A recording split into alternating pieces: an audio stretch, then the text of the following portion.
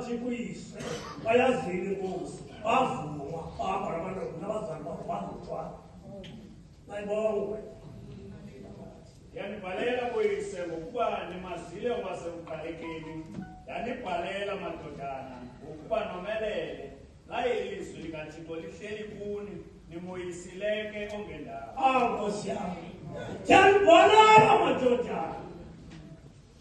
ngoba nibeyisile ongendawo Thixo mhle makasikelele abantwana bakaThixo nibaleke nefuneka xa ukholwa yomelela mntakaThixo Ngikubulisile mangcwele sifundiswe kulabangeni makolo uba xa usiphinda kabuhlungu noba intloko ubeke ezi zakho isandla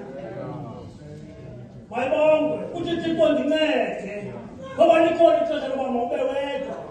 noba kusemsebenzini ujikele nalapha kwetafile ubeke isandla sakho apha entloko ngoba kaloku usebenza nabantu abangakholwayo Ngikubulisile uthi kuyakuva uthi kuyabona